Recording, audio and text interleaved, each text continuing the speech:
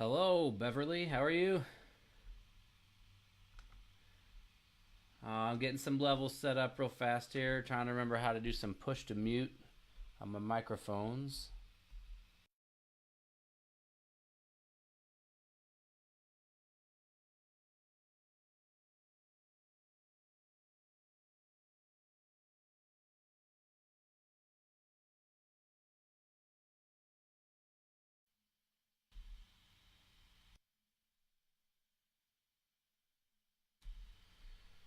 All right, we're all set up.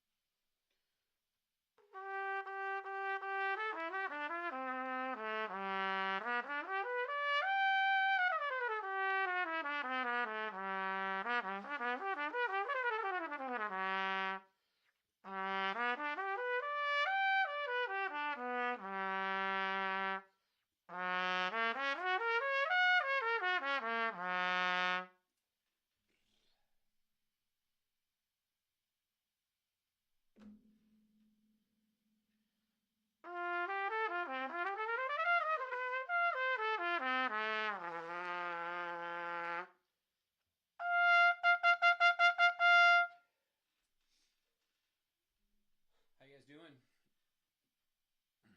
We'll probably wait just a little bit, and then I'll get started on my practice on the Jolove. Just gonna warm up a little bit longer. Guess you guys can't hear this. Hope you guys are doing all right. I'm gonna warm up a little bit longer, wait for some more people. If there's gonna be more people gonna join, and yeah, then we'll get started on my live stream. Practicing.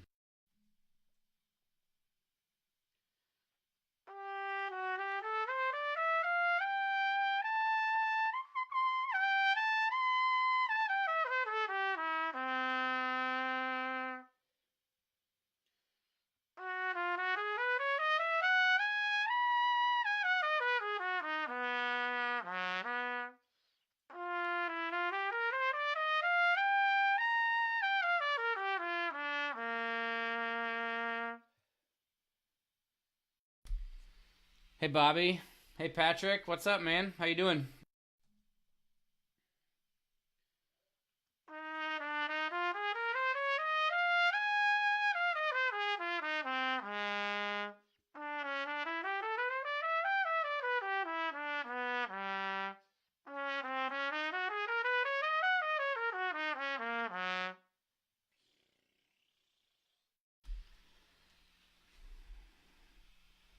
Kevin, man, what's up? How's your traveling been going?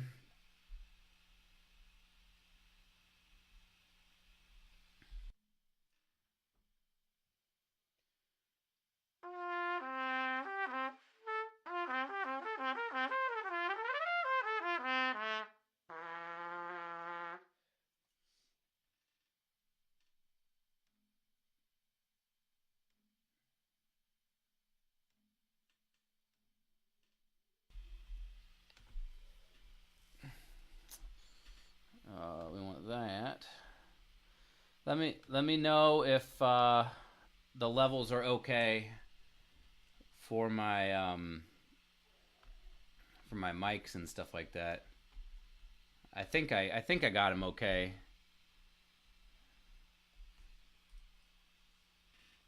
Hey Victor, how's it going, man?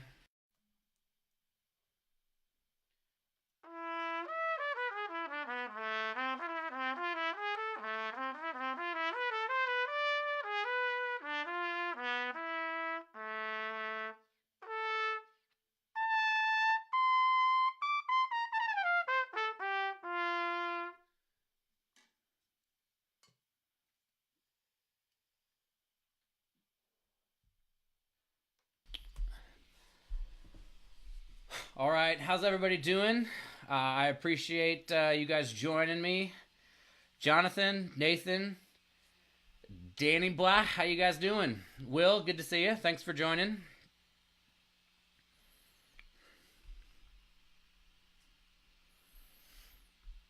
I was just saying, if the levels feel good, that'd be great. If not, let me know if anything needs to be turned up or down, for that matter.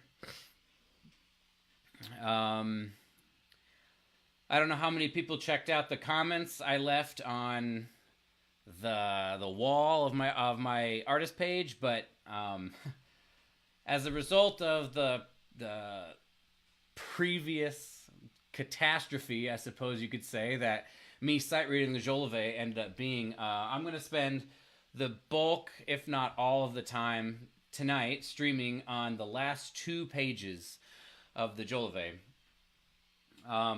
As we saw last week, I kind of had a lot of trouble with that part, and it was a lot of fun for me to read through that, but for me now it's basically imperative that I start at a spot that I can do it as perfectly as possible and build from there. So I start to build up proper repetitions, and I build up the ability to do it right every single time.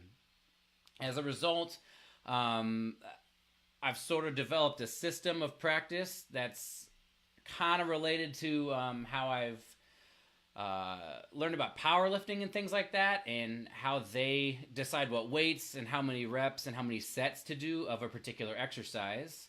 And so the first thing I should do for this ending part is figure out what my goal or ending tempo should be. So I'm going to get my my metronome out. For me, I use the Tonal Energy app, and I'm just going to sing part of the ending here and do the tap tempo and see where I come up with.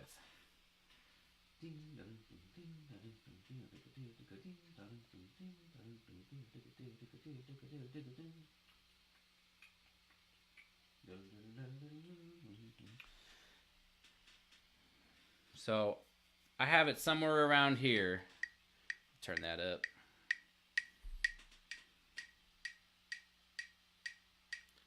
Ding ding dong ding ding dong deo take a deo take a ding ding dong ding ding dong deo take a deo take a deo take a deo take a dum. So somewhere in the 128 beats per minute. The quarter note equals 128 beats per minute. So quarter note equals 128 beats per minute. Write that on my stand, my music there. So when am I learning about powerlifting? Am I learning about how they get better and how they ingrain proper technique?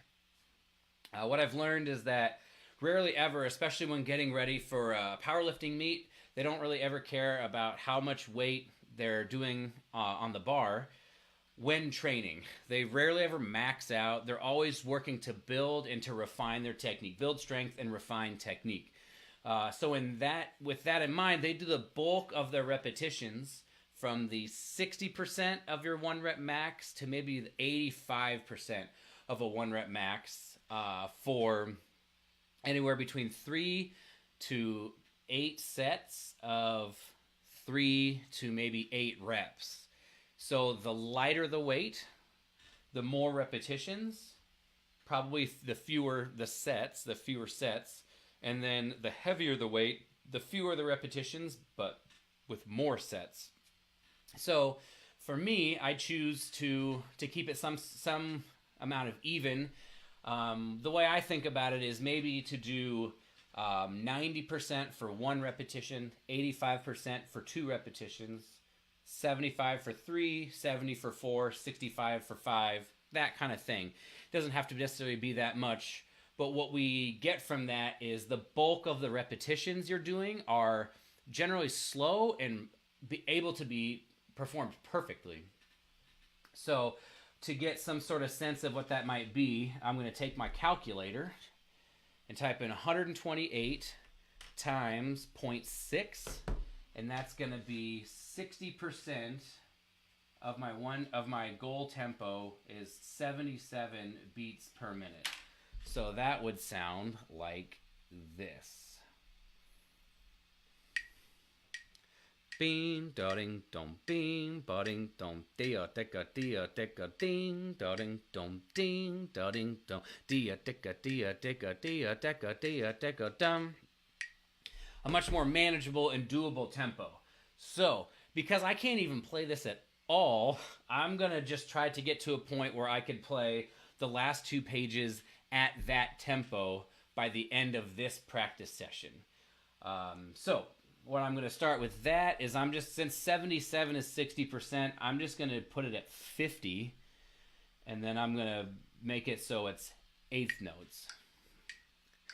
Ding, da, dee, da, dee, da, da, dee, o, dee, o, dee, o, dee, o, dee, da, da. I'm going to put it there, and I'm going to play it slurred, that slow, and I'll do it from 25 to 27, and I'll do that twice. And then I'll do from 27 to 28, I'll do that twice.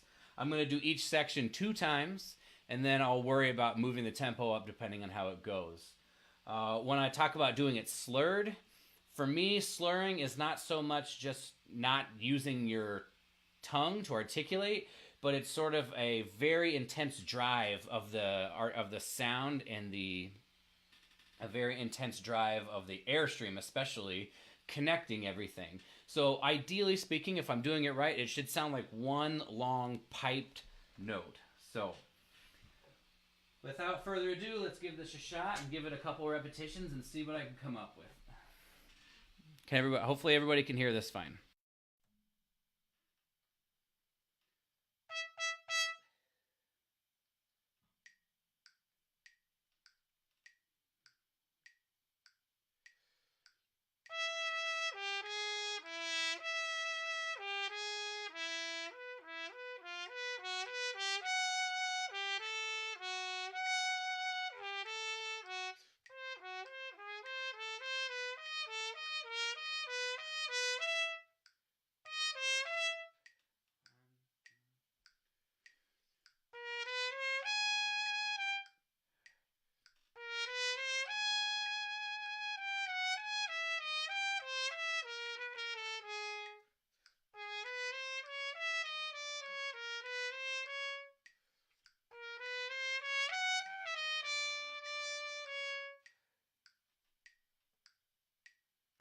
Okay, so even at that speed, clearly it's difficult. Sorry.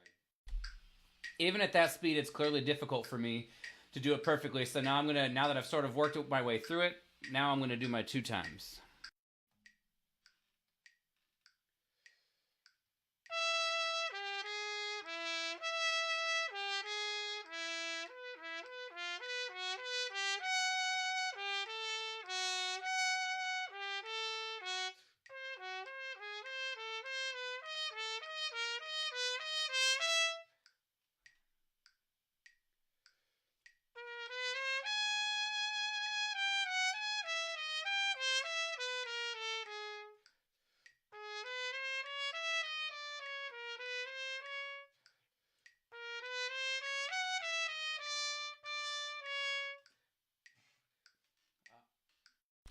A couple other things I forgot to mention. When running into notes that repeat itself, I just very legato tongue those notes. And very legato tongue those notes. And also I'm trying to get as much of the dynamic and the feel of the line as possible, even at this slow tempo. Of course, it doesn't really resemble what it's going to sound like with the excitement of the articulation and the speed of the line, but I'm trying to get as much of that ingrained as I can at this early stage.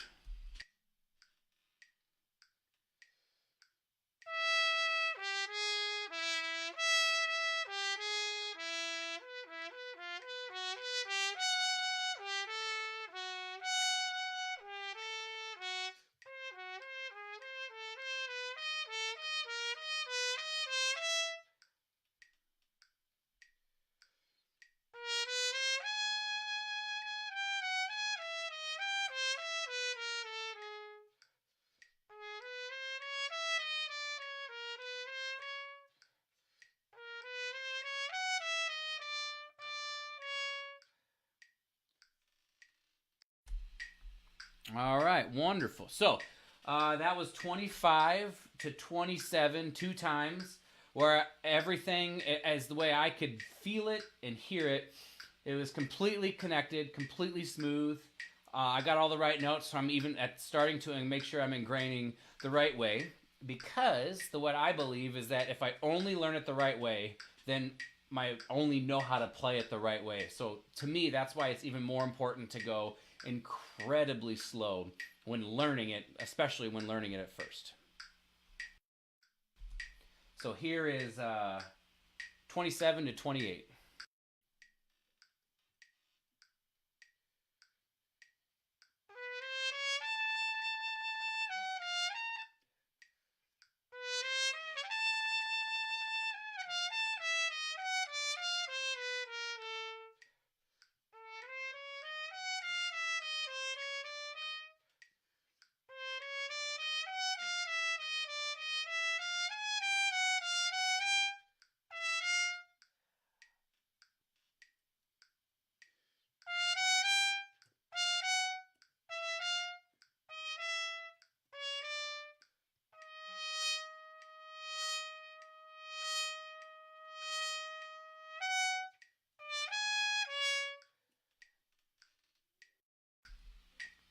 Okay, so sort of worked out some of the kinks in that one. So now I'm going to do my 2 repetitions, make sure I can do it perfectly.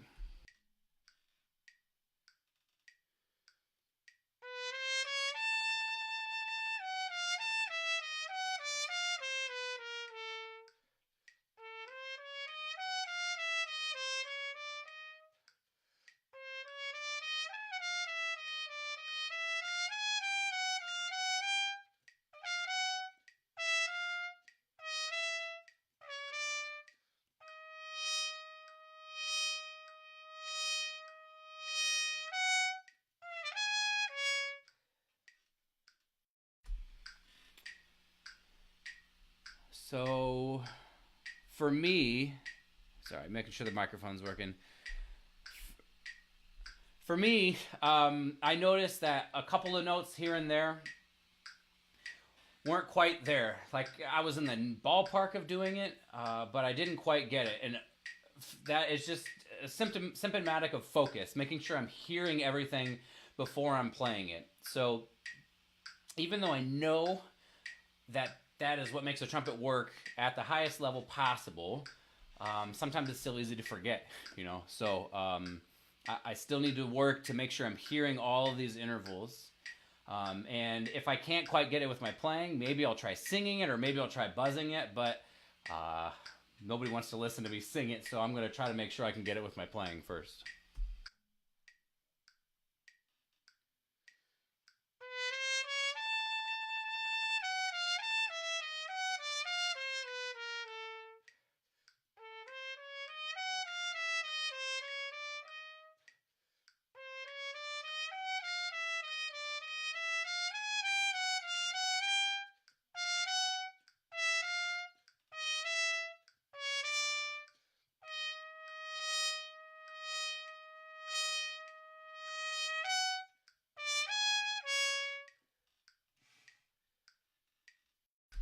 And that was quite a bit better for me. So I'm going to keep going.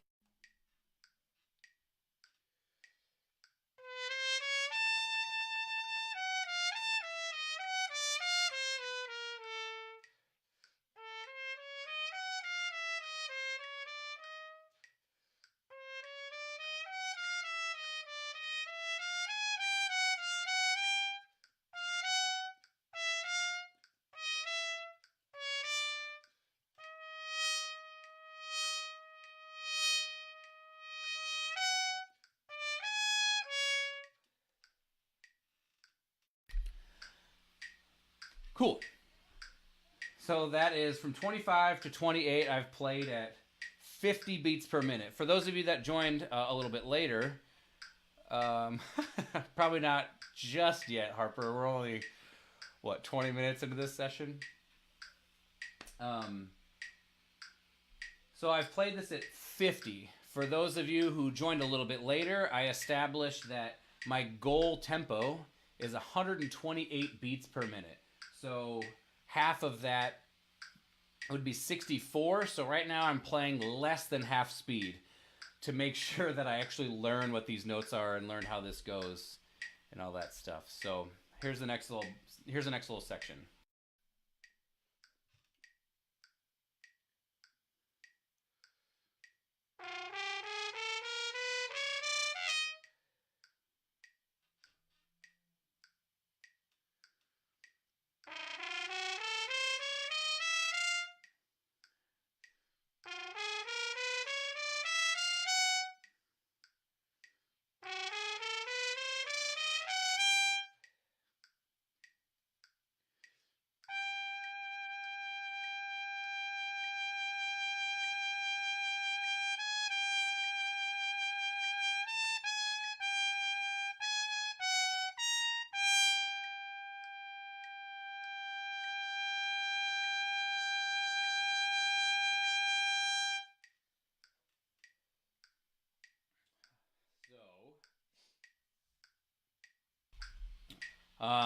As you can tell, I even played the slow thing at the slow tempo. This is for a couple reasons. One, I've learned that if I only practice the hard parts and get better at those, I don't know, I've found in my performance that the slow stuff still sometimes suffers. And usually the things I thought that would never be a problem in performance sometimes are the things that give me the most amount of problems. So we're going to do that again.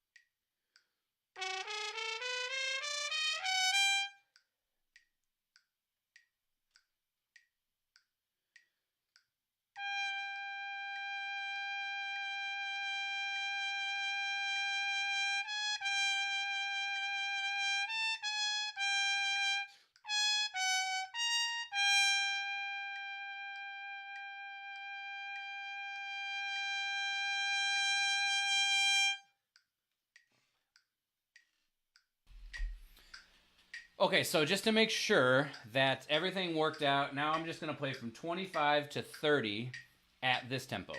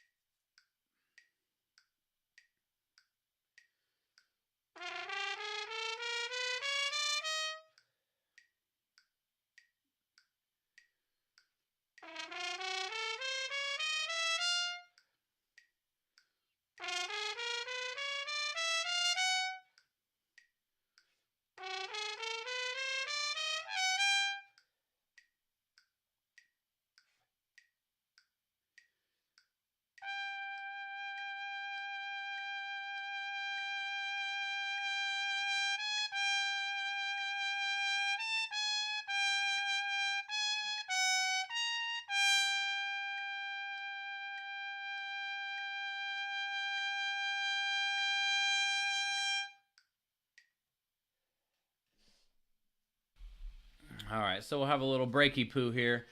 So as you can tell, it's incredibly slow. It's incredibly under tempo, but as opposed to what I did last week, I'm sure it's pretty obvious how this kind of work is going to benefit me more than just trying to hack away and slowly figure this out. This has been 25 minutes of practice, and I've basically learned this page.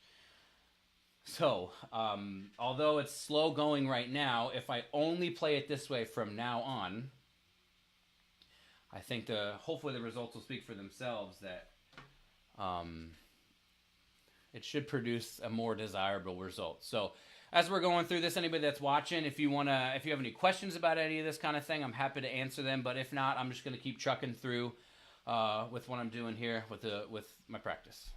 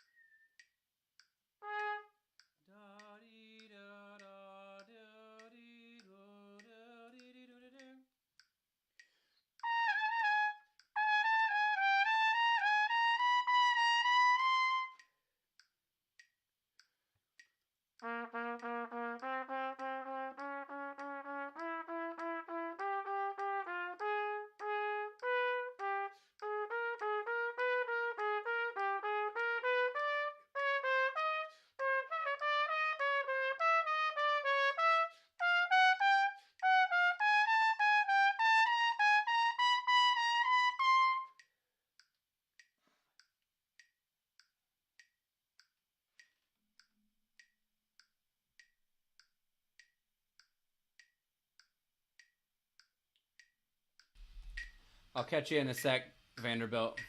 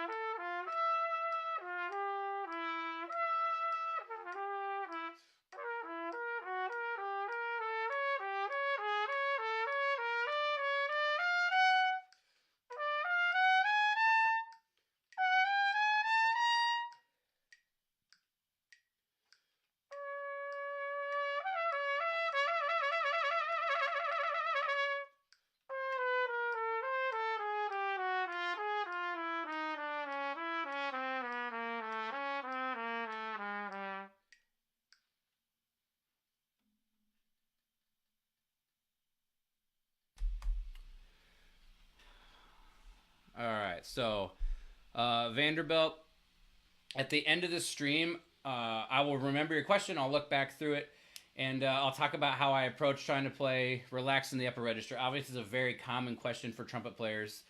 That's asked a lot, but I'll do my best to show you not only what I necessarily think about, but kind of how I would go about doing that. So if you stick around to about 7 o'clock when I'm done working through this, I'll definitely grab your question. Michael, when does my memorization start? Ideally, it's kind of happening as it goes through, but at some point, if I was thinking I was going to try to memorize it, which I've done in the past, at a certain point, I'll just start trying without the music and finding out which sections are more difficult for me to play memorized, and which ones are okay. And then I'll just start working on those sections and seeing if I can. But it's just tons of repetition, really, that gets me there. How long do I practice the slower tempos? I'll practice the slower tempo until I can do it perfectly. So ideally, you're starting at a slow enough tempo where you can do it perfectly, instead of kind of picking a slow tempo and then it taking a while to be able to play at that tempo. I'm just trying to pick a tempo here that I can do it perfectly, starting with almost really no knowledge. I know this piece, but I have really no knowledge of how these licks are supposed to sound. And so instead of, like I said, instead of going at 80 or 90 beats per minute, which is slower than the 128 that I want to go, and sort of fumbling through it until I get it, I'm just going way slower than I think is necessary to make sure that I can do it, and then I'll just start bumping it up once I've played a couple of repetitions there. Kind of like some sort of linear progression.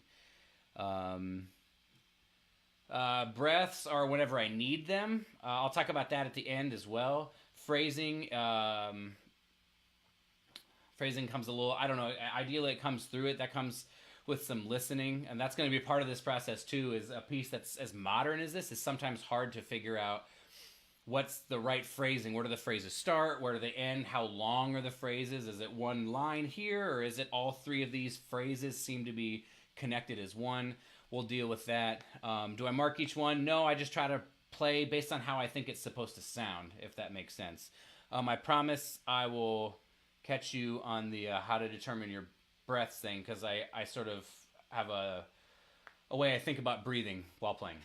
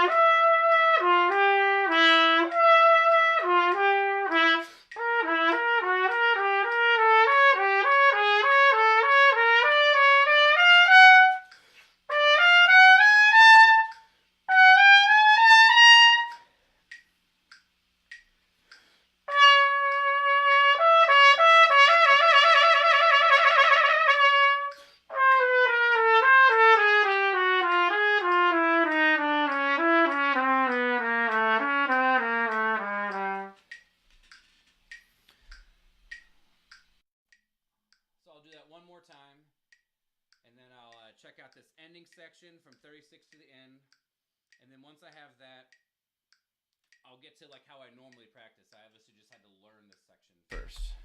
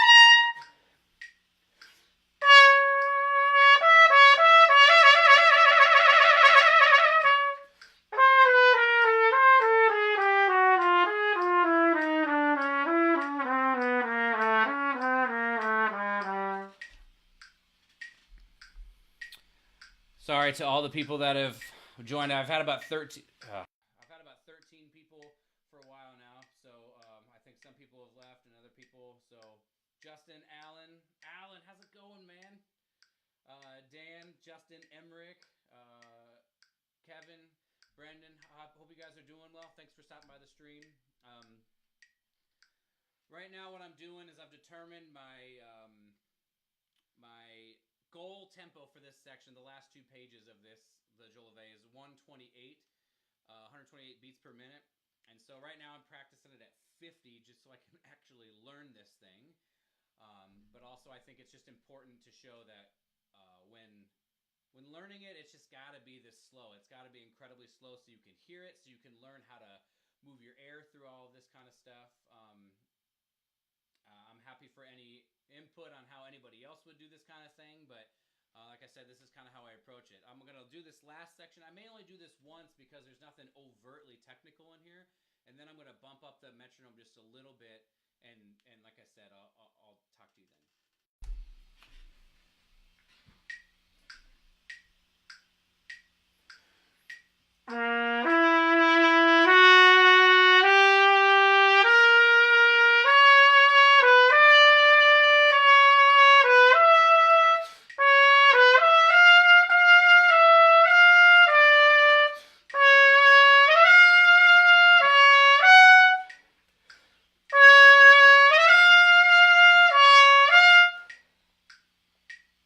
Oops.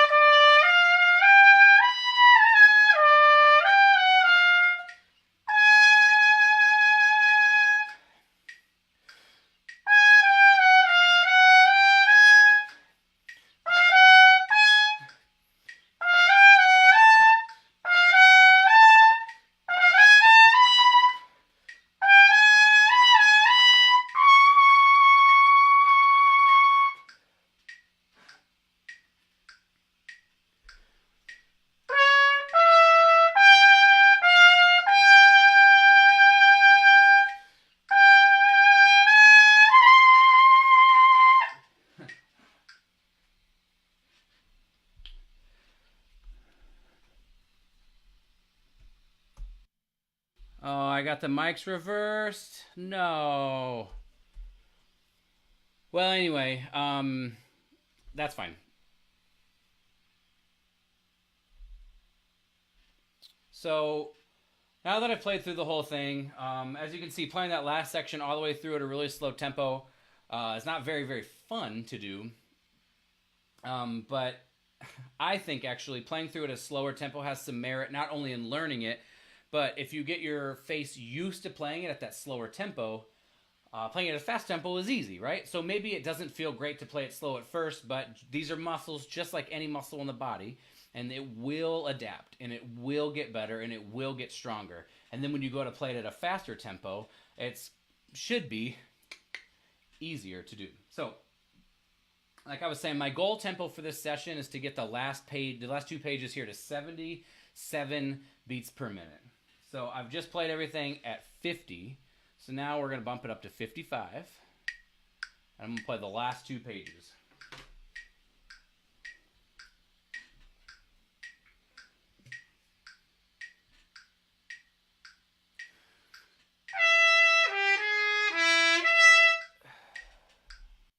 There we go.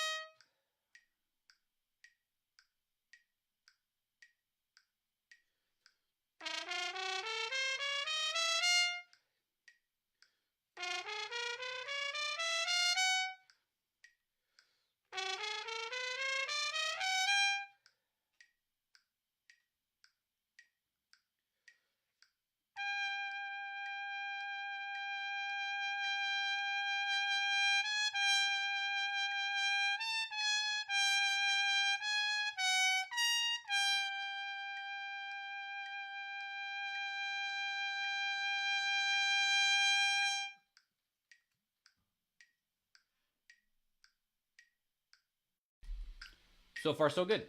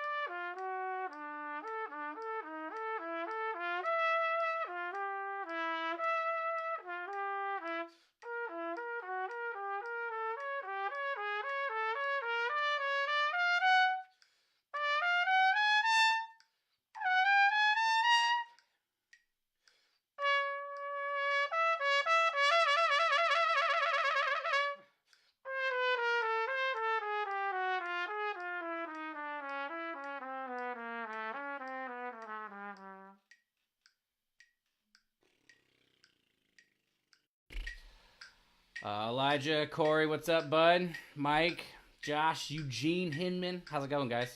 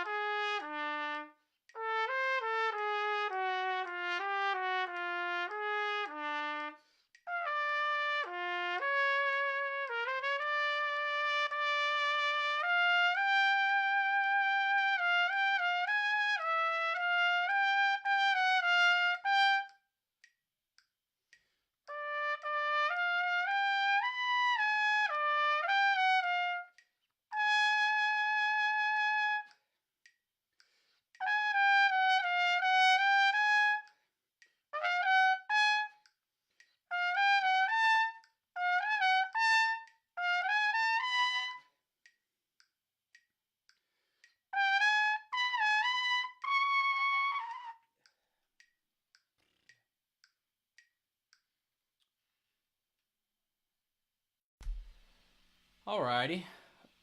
Vincey, what's up, man? Alright, so as you can tell, I'm getting a little tired here, so I might take a few more rests, obviously, with the hope that I can still make it through this. All things considered, though, I felt that went well. I understand what's happening. I'm able to sort of make some musical line out of it, even at this slower tempo. We're going to bump it up to 60.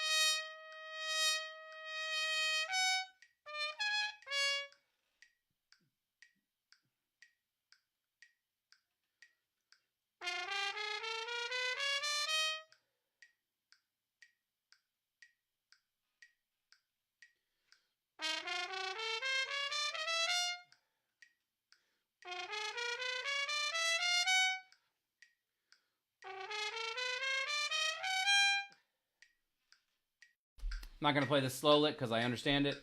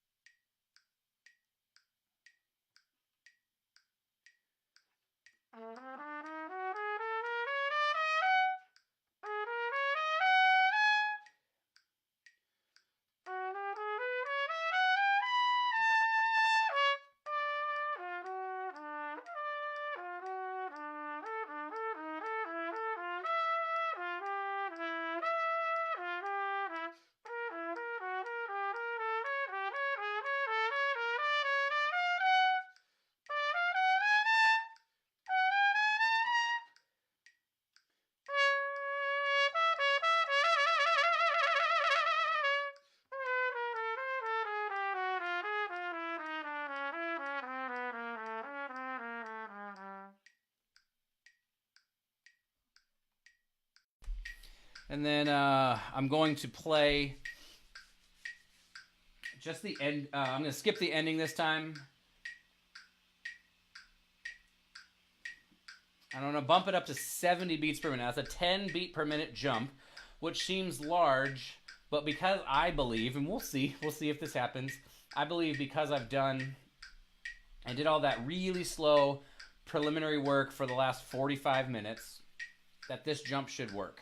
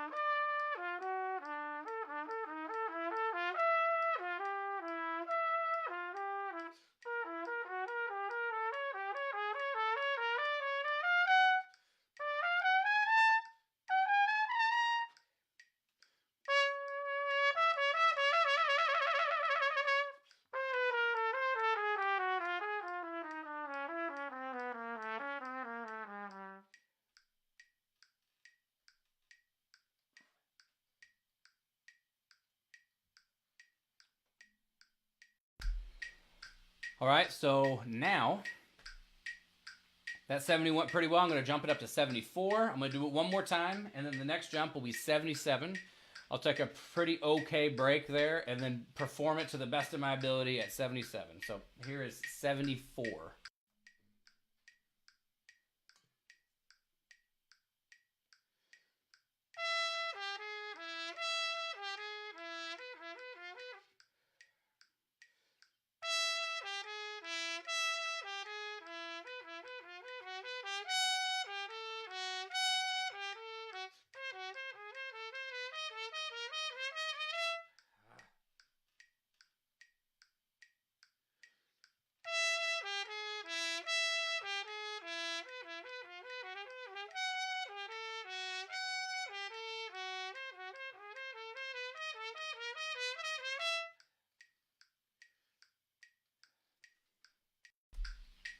One second, everybody. My brain is not working.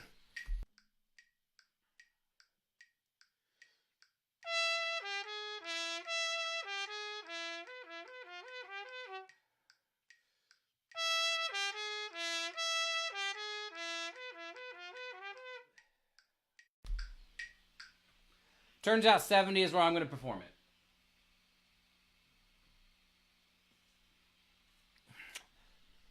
So, 77 was a bit ambitious of a goal, which is fine. So I'm going to play it now with some breaks in between. I'm going to play it 3 times at 70, which seems like that's like the maximum of what I can go. We want multiple repetitions at this where we really have to focus so that we can... It's not just like one time, right? We want to be able to do it all the time, every time. So multiple repetitions is an important part, I think, of this. Here we go.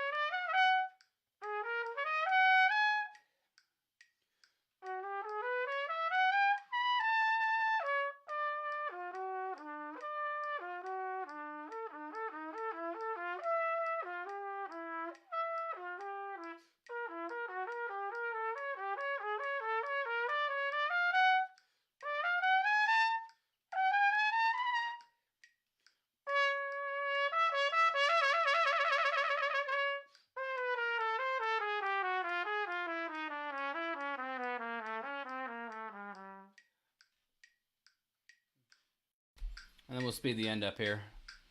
Joel, what's up, buddy? Brett, Linda, How's it going?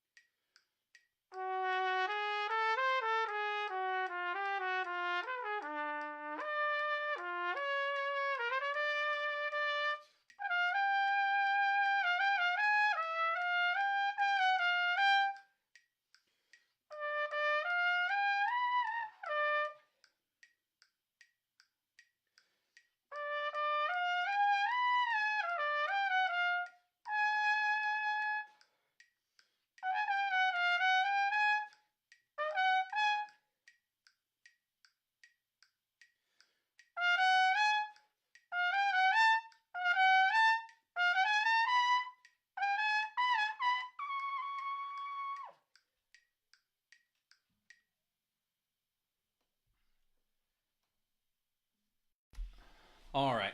I think that's the maximum of what I have in this practice session.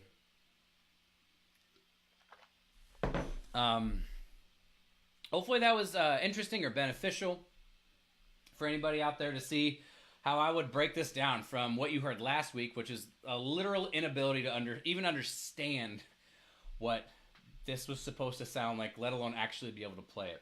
So although it's at 70 beats per minute, and I still have to add another 58 over the course of 12 weeks, practicing 1 hour per Sunday.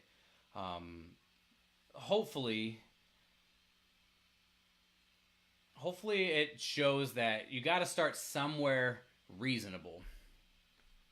And this is important when learning anything, I believe, starting with someplace reasonable and just putting yourself out there and seeing what you have. That's what I did last week. But now I have the understanding of saying the best way for me to learn this is not to just hack away, just trying to play it over and over and over and over and over again, but rather slow it down to something I can do with perfect technique, perfect form. I haven't even added the articulation in yet. There's so much to uncover here.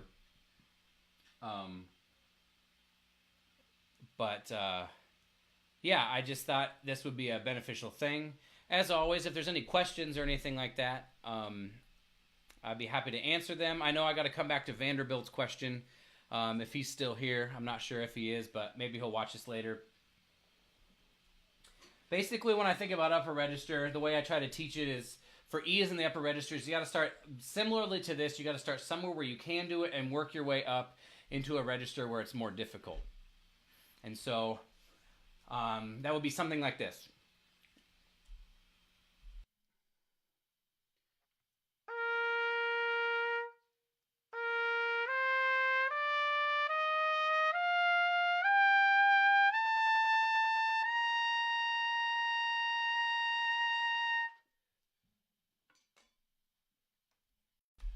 So you can hear, you can go back and listen to that. That's the kind of the nice part about this is you can go back and listen to any part of this that you want. But when doing that, I played the first note. That's the sound I want to emulate throughout the entire thing.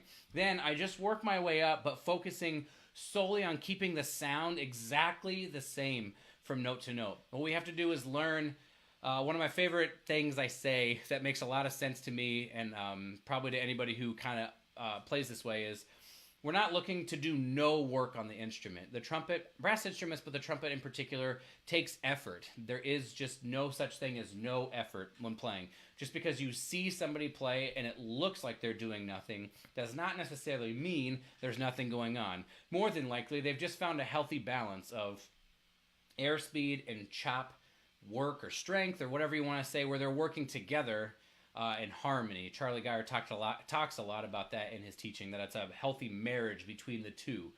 And so more than likely when you're seeing someone who looks like they're doing nothing, they've just become very efficient. So all the mechanisms are working together rather than they're just not working at all. So that being said, my belief is that we want to do the minimal amount of effort necessary to produce the desired result. And so, if that's the case, that means that there is some effort, but how do we know what the desired result is? Well, we have to I think, mimic it somehow. So we start in a range where we can make our best sound. Say a high C sharp for Vanderbilt is a difficult note for him to do. Well, maybe a C sharp in the staff is a reasonable note. And so you start there and you just work your way up.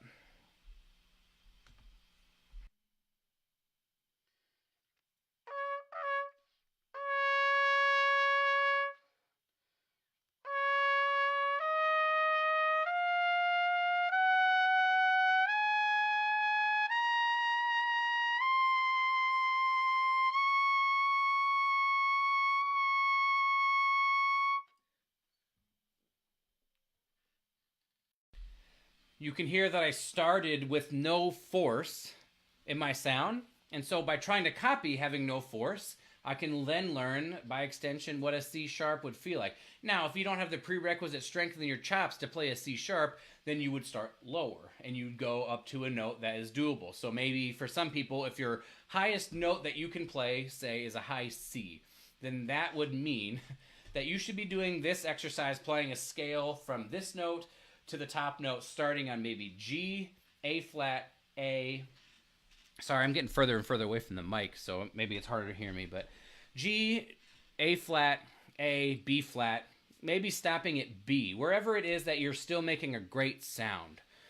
And then you want to, then over time, you're going to gradually increase the scale. Also, Barbara Butler, my teacher, for those, pretty much everybody should know who she is, but for those that don't, she's my graduate school teacher. Cody, you can't just come in here and keep asking for shout outs is the only reason that you're coming in here. It just doesn't work like that, bud. Barbara would talk about the ability to play a high note is the ability to hold a high note. So not only are you going to try to get to that note, but maybe just try to hold it. I'll demonstrate one more time.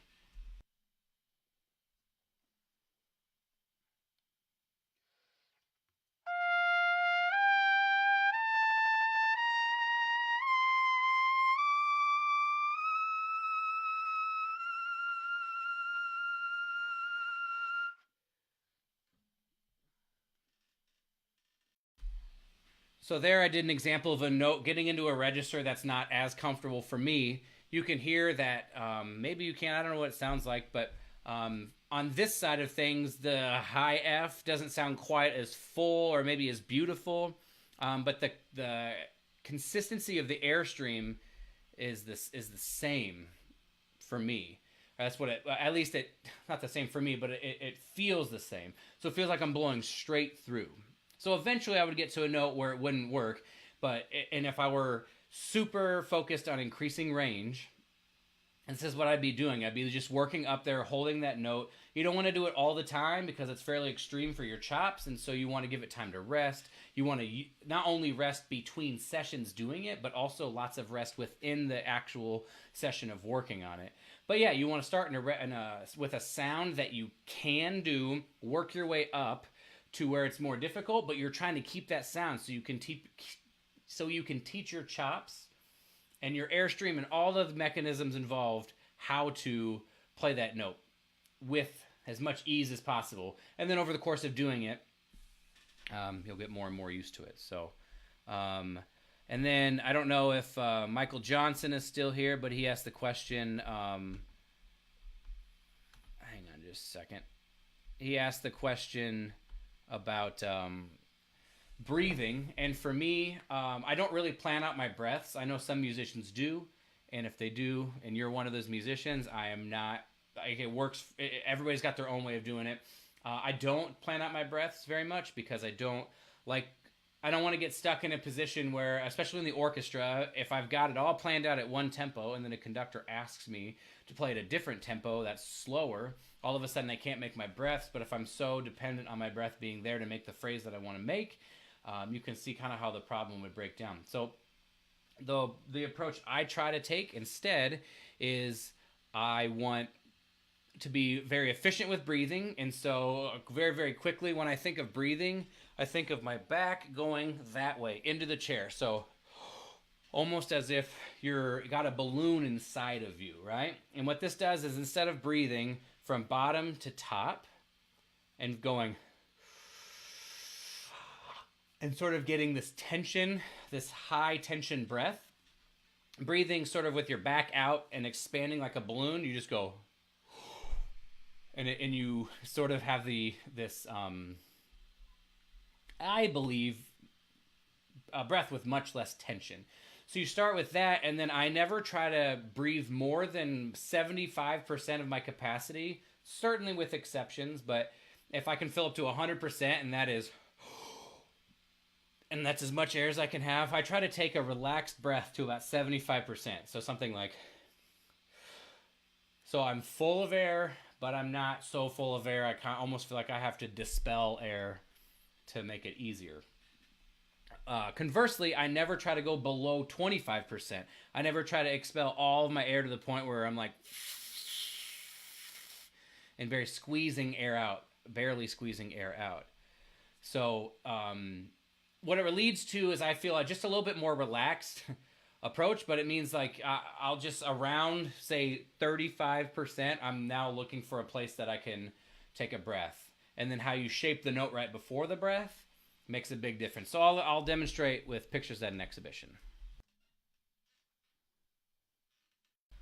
So I'll take a nice and relaxed breath, and then the way I shape the F at the end before I take the next breath will hopefully show what I mean by how you shape that note will make it so the breath doesn't matter as much.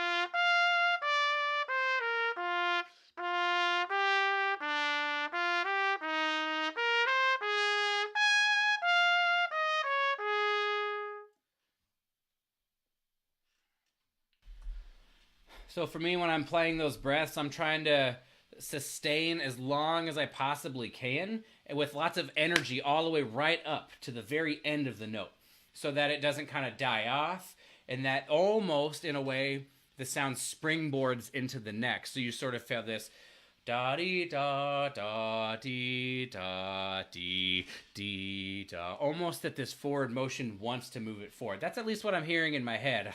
I can go back and listen to it now, I guess, to find out if that's actually what's happening. But that's sort of what I think about when I think about breaths, and so that I don't have to plan them out as much. So, does anybody have any other questions? I'm done with the sort of the practice part of it. I'm going to try to limit that to an hour just to have some sort of control aspect of this experiment. But I'm happy to answer any more questions that anybody might have. How do I tongue so good, Michael? If you want an actual answer, I'll give you an exercise that I practiced a long time ago. It's possible we went over this when I played in Sarasota. I don't remember how long I've been thinking of things this way, but essentially, I try to get the right sound in my head first, and I use this exercise of tongue stopping to do it. So everybody knows what a tongue stop is. You just stick your tongue in the bell. Stick your tongue in the mouthpiece. So I do that, just blowing air through it, and that I'm trying to get the sensation of the air being right in the front, right in the very, very front of my embouchure, almost as if it's like in the actual mouthpiece right here, and then just releasing the air rather than feeling like I'm starting.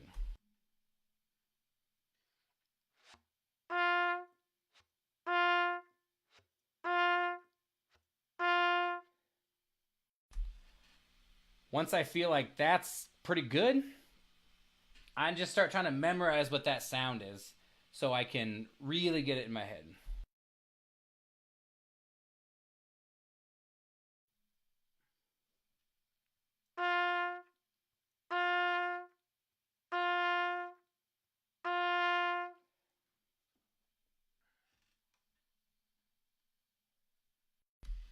I'm a very firm believer in when playing in orchestras, the articulation is our savior, kind of, in the ability to be heard, to sound like we have energy without having to play so loudly that we either get the hand all the time or we're just covering up other things that are obviously important, or they would have only written the trumpet, right? Like the strings and the woodwinds and the percussion. Well, percussion probably doesn't have any trouble being heard, but the strings and the woodwinds have all these lines, and if we just come barreling through playing with as much sound as we possibly can, it's just not great sensitivity, right? And so instead of playing with volume, I try to play with clarity of articulation and with various degrees of aggressiveness, I suppose. So from very legato to very aggressive. Matt Barker, I'm playing a 239 Bach. It's got a sterling silver bell, and it's an H pipe. So I'll demonstrate that really fast. I'll go from legato to very hard on the same excerpt.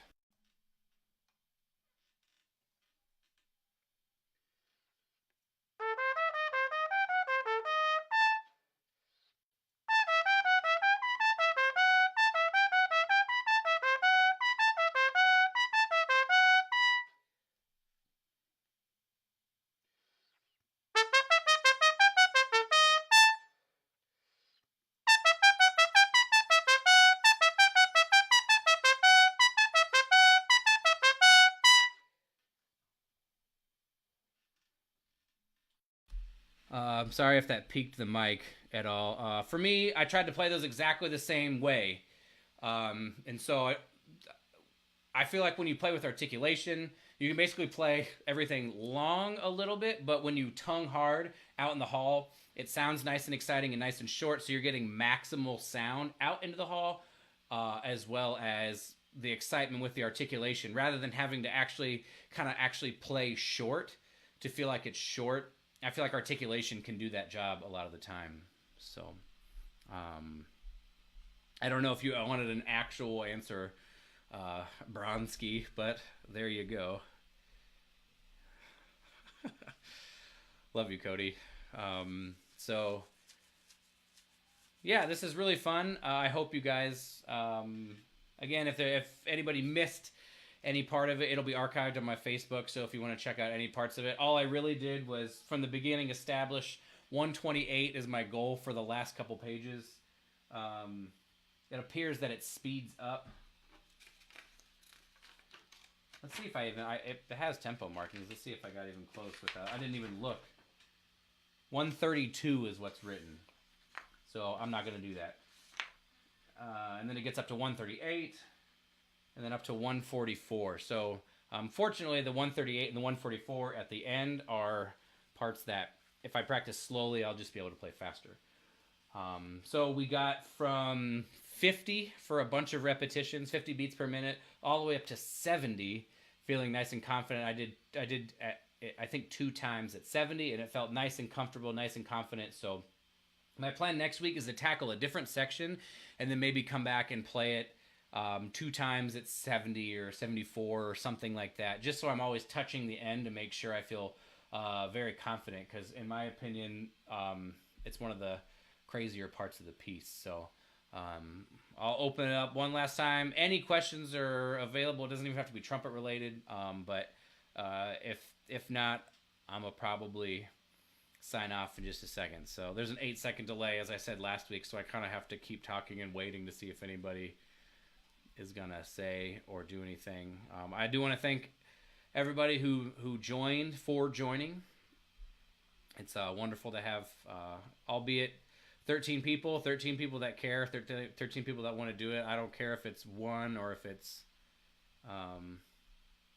100 people or whatever. I'm glad that there's people who seem like they're interested enough to do it. So, Eric, thanks for joining in, man. I appreciate you stopping by. All right, well, I'll check out the comments if there's any comments that get posted a little bit later. But thanks again, everybody, for joining in, and tune in next Sunday at 6 o'clock. I'll post kind of which section I'm thinking about doing next, and I'll try to keep everybody updated about what's going on. So thanks again for joining. We'll see you later.